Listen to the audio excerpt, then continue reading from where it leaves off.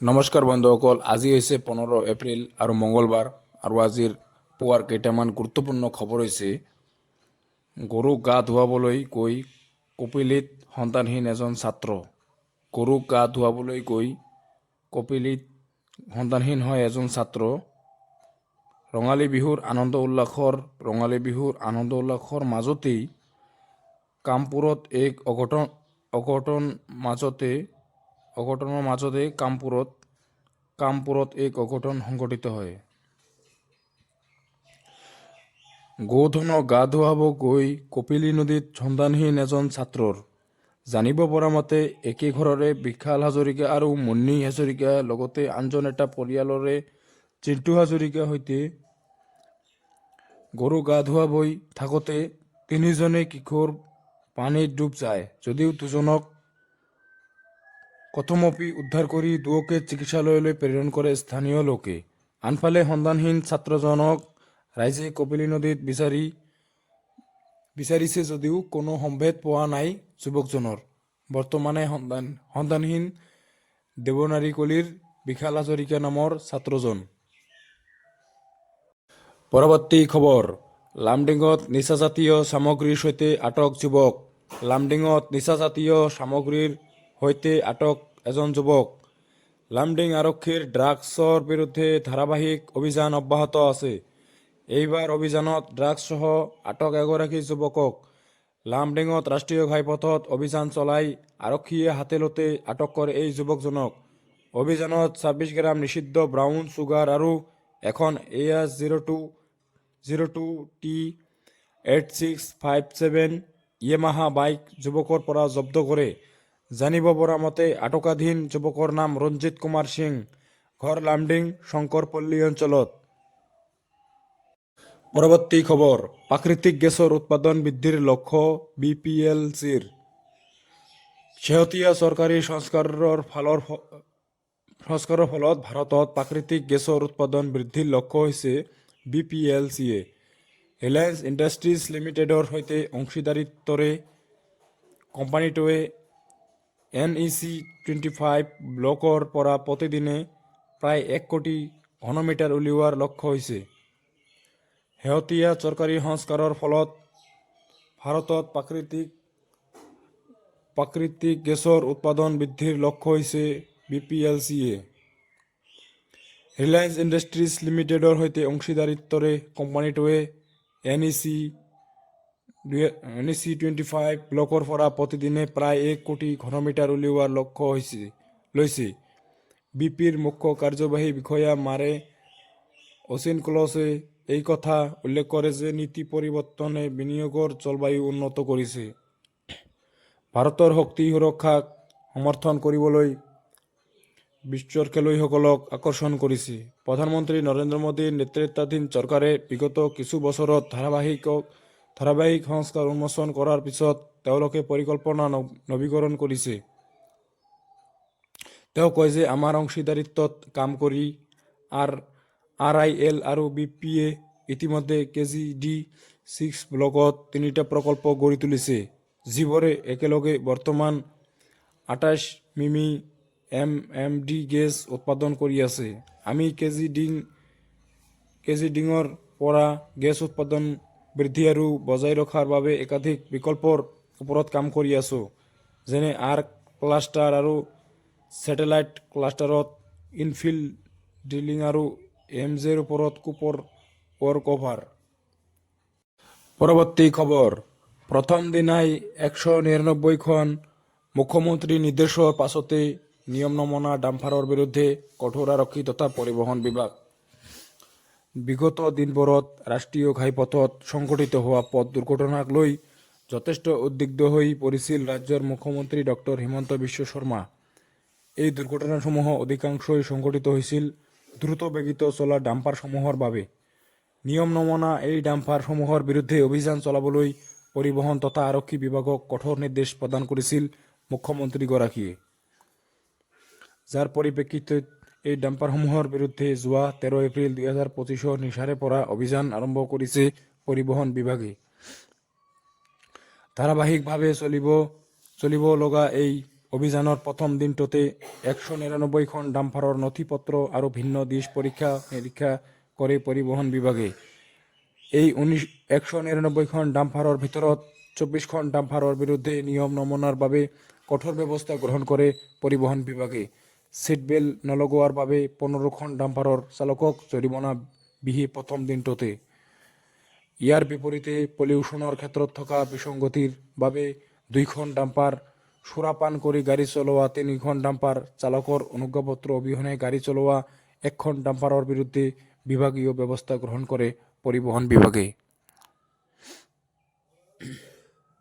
আনহাতে অভাৰলোডিংৰ অভিযোগত 3খন ডাম্পাৰৰ বিৰুদ্ধে কঠোৰ ব্যৱস্থা গ্ৰহণ কৰি বিভাগে 18খন ডাম্পাৰৰ বিৰুদ্ধে আদালতত নিজাববীয়া গোচৰ ৰুজু কৰাৰ লগতে 6খন ডাম্পাৰৰ বিৰুদ্ধে ই-চালান আৰু 3খন ডাম্পাৰৰ চালকৰ অনুজ্ঞাপত্ৰ বাতিল কৰে।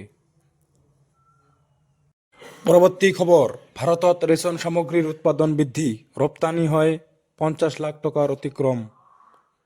2023-24 চনত দেশত 38.913 মেট্ৰিক টন কেঁচা ৰেচম উৎপাদন আৰু ৰপ্তানি কৰা ৰেচমৰ সামগ্ৰী 50 লাখ টকালৈ বৃদ্ধি পাইছে।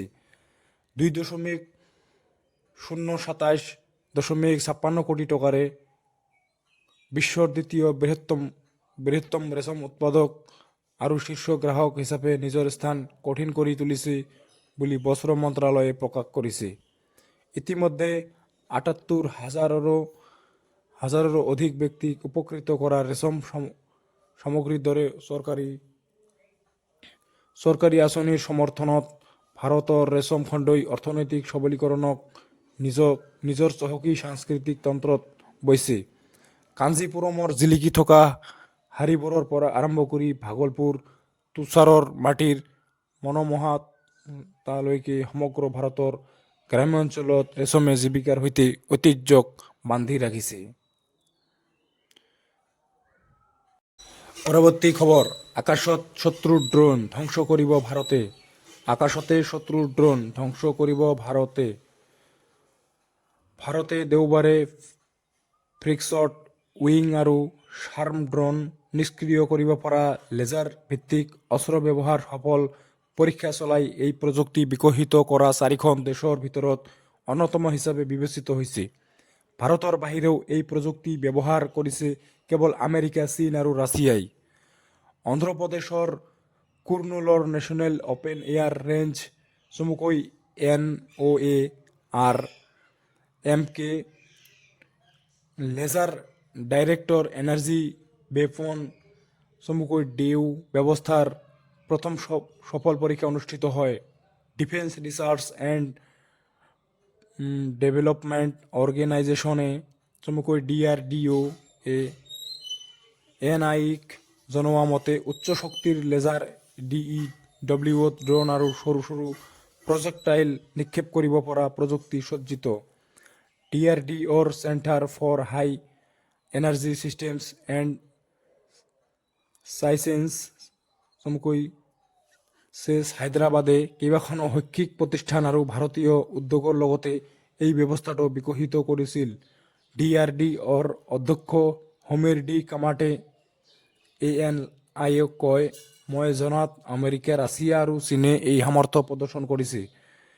ইজৰাইলেও একেধৰণৰ সামৰ্থ্যৰ ওপৰত কাম কৰি আছে। মই ক'ম যে আমি এই ব্যৱস্থা প্ৰদৰ্শন কৰা বিশ্বৰ 4ৰ্থ বা 5খন দেশ। পৰৱৰ্তী খবৰ, 14,000 কোটিৰ কেলেংকাৰীৰ নায়ক মেহুল চক্সীক বেলজিয়ামত হয় গ্ৰেপ্তাৰ। পঞ্জাৱ নেশ্যনেল বেংকৰ জালিয়াতিৰ গোচৰত অৱশেষত গ্ৰেপ্তাৰ হ'ল ভাৰতীয় হীৰা ব্যৱসায়ী মেহুল চক্সী। ভাৰত চৰকাৰৰ অনুৰোধত বেলজিয়াম চৰকাৰে পলাতক ব্যৱসায়ীজনক গ্ৰেপ্তাৰ কৰে। মেহুলৰ বিৰুদ্ধে আছে 13.850 কোটি টকাৰ ঋণ জালিয়াতিৰ অভিযোগ। তেওঁৰ এই কেলেংকাৰীৰ অন্যতম সহযোগী নীৰৱ মোদী মেহুলৰ ভতিজা।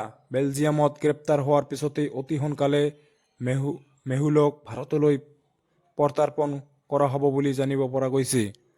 উল্লেখ্য যে গীতাঞ্জলি জেমছৰ স্বত্বাধিকাৰী মেহুলে 2023 চনৰ নৱেম্বৰ মাহত বেলজিয়ামৰ নাগৰিকত্ব লাভ কৰিছিল।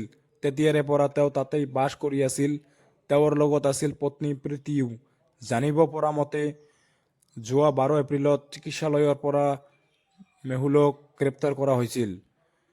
মেহুলক গ্ৰেপ্তাৰ কৰাৰ খবৰ বিয়পি পৰাৰ পাছতে পঞ্জাৱ নেশ্যনেল বেংকৰ কেলেংকাৰীৰ বিষয়টো পুনৰ চৰ্চাৰ মাজলৈ আহিছে।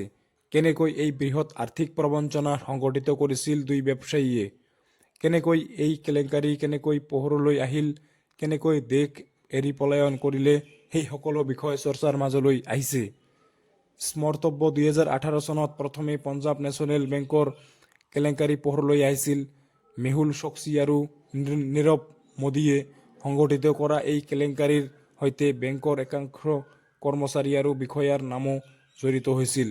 এই কেলেংকাৰীয়ে সমগ্ৰ দেশত আলোড়নৰ সৃষ্টি কৰিছিল। পৰৱৰ্তী খবৰ, ঢেকিয়াজুলিত কংগ্ৰেছ জিলা পৰিষদৰ প্ৰাৰ্থীয়ে যোগদান কৰি বিজেপিত।